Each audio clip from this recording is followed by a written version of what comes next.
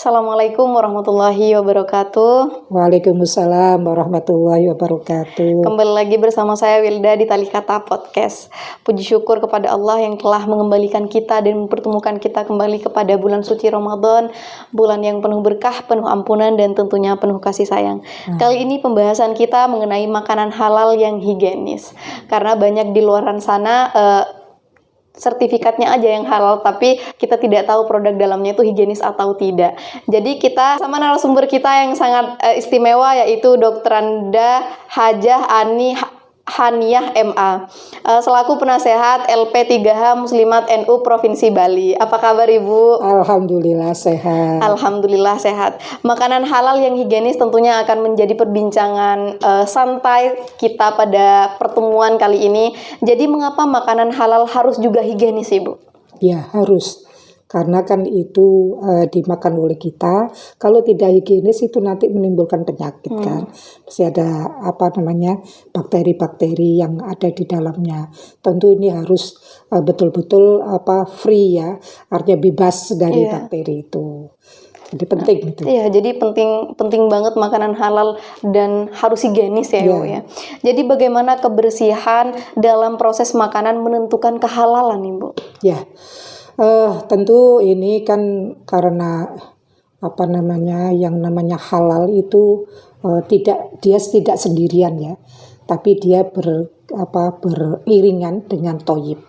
Ketika proses pemeriksaan untuk sertifikasi halal itu tidak hanya kehalalannya juga, tidak hanya kehalalan, tetapi juga higienisnya. Dilihat dapurnya. Jadi dapurnya itu tidak boleh kemudian dapur yang bercampur dengan dapur rumah tangga. Ketika produk itu dibuat itu tidak boleh bercampur, dia harus berpisah. Ya, andai kata pun bercampur, artinya dapur rumah tangga iya, terus dapur produksi iya. Ketika berproduksi itu harus bebas, artinya harus bersih betul-betul itu. Bersih, kemudian alatnya itu juga harus disimpan, harus berbeda dengan alat rumah tangga. Jadi ini sampai segitu. Sampai segitunya. Makanya halal itu tidak sekedar halal gitu, tapi juga higienis. Iya, benar. Jadi apa dampak makanan halal yang tidak higienis bagi kesehatan, Bu? Dampaknya banyak sakit ya. Iya. Terutama sakit. Ya, sakit dan bermacam-macam yang bisa ditimbulkan.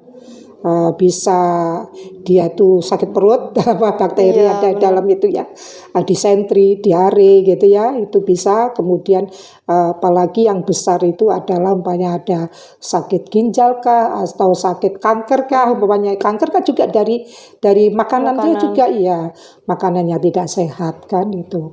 Jadi ini betul-betul terutama ini yang sering terjadi adalah ketika kita beli gorengan. Itu berapa kali gorengan itu digoreng, bukan satu gorengan, tapi dia pemakaian minyak goreng itu berapa kali sampai hitam. Iya benar. Nah itu kan sudah tidak sehat. Nah, tidak higienis lagi juga kan, sudah, karena kan itu bercampur dengan kadang istilahnya rontokan ya, kriwil-kriwilan dari itu kan mesti ada digoreng. Ya itu kan mesti jadi hitam kan, itu ada istilahnya itu kecil-kecil gitu kan ya, tepung-tepungnya itu kan menjadi hitam, itu kan berbahaya bagi tubuh kita. Itu berarti kan tidak higienis juga itu. Jadi seperti itu. Jadi bagaimana standar halal menjamin kebersihan makanan, Bu? Standar halalnya yaitu tadi kita bahannya itu memang dijamin, pencuciannya itu sudah sesuai, kayak namanya nyuci sayuran itu betul-betul harus kan. Kalau kayak namanya kangkung itu kadang di dalamnya kan ada uletnya. Ya harus betul-betul diiris, dilihat gitu ya.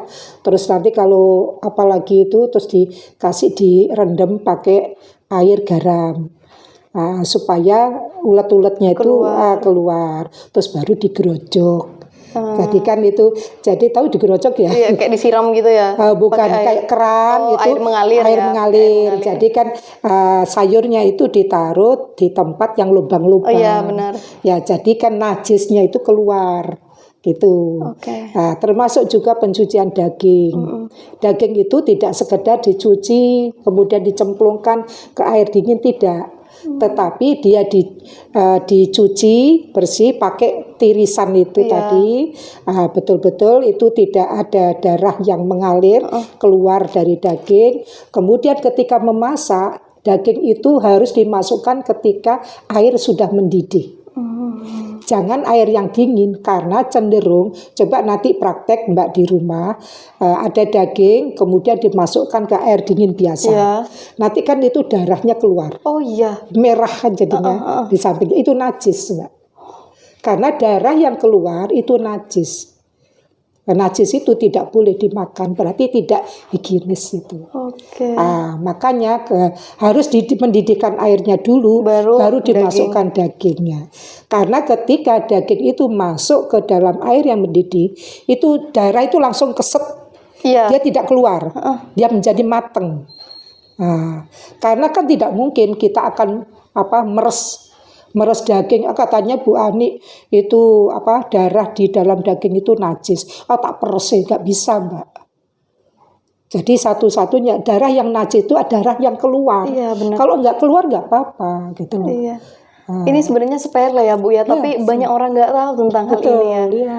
Nah, jadi pertanyaannya itu Bu, kalau misalnya kita mau mengurus sertifikasi halal, kita kan harus melampirkan komposisi produk tersebut. Nah, jadi kan pihak halal itu udah tahu nih posisi produk tersebut. Jadi apakah pihak halal itu juga yang menentukan expirednya produk tersebut atau bagaimana Bu? Tidak, kalau petugas halal itu tidak bertugas seperti itu. Jadi emang ada petugas lain gitu. Tetapi petugas itu adalah mendampingi petugas dari pelaku usaha itu, dia harus menyampaikan bahannya semua.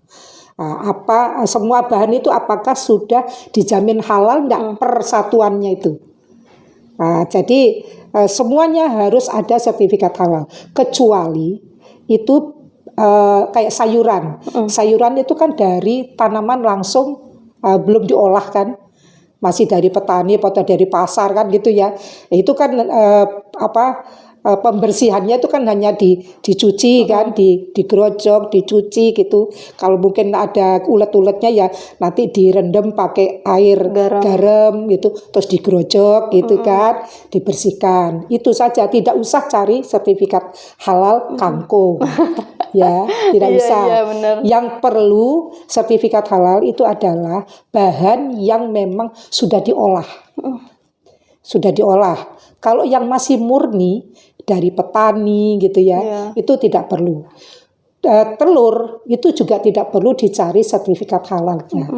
Cukup dicuci cangkangnya, mungkin di situ ada najis ayam, kotoran ayam itu dicuci aja, digerocok, dicuci, digosok-gosok, hilang najisnya, itu bisa langsung diceplok gitu, nggak apa-apa gitu.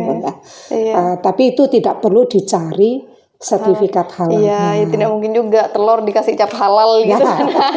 Terus lombok, ada bumbu-bumbu yang memang langsung dari petani, nggak usah dicari. Gitu. Jadi hubungan antara halal, higienis dan kesehatan itu apa Bu? Soalnya banyak masyarakat umum tuh yang berpikir 3 hal tersebut tuh ya udah sama aja gitu. Jadi apa perbedaannya Ibu? Perbedaannya kalau higienis kan bersih. Dia tidak najis gitu ya. Kalau dalam bahasa syariat Islamnya itu kan najis itu antara najis dan kotor itu berbeda. Kalau najis itu harus bebas ya, istilahnya barangnya nggak ada, terus memang tidak ada mengandung barang-barang yang memang najis, supaya kotoran itu kan najis gitu. Kalau kotor itu mungkin hanya debu. Tapi kalau makanan kotor dan najis ini harus dihilangkan semuanya gitu loh. Harus dihilangkan. Lah, apa hubungannya dengan sehat? Lah, sehat itu kan badan kita ini kan. Karena bagaimana makanan itu masuk kemudian menyebabkan kita menjadi sehat. Itu kan. Jadi makanya barang yang halal atau makanan yang halal atau minuman yang halal itu harus sudah higienis, ya, terbebas dari semuanya, juga sesuai dengan syariat itu.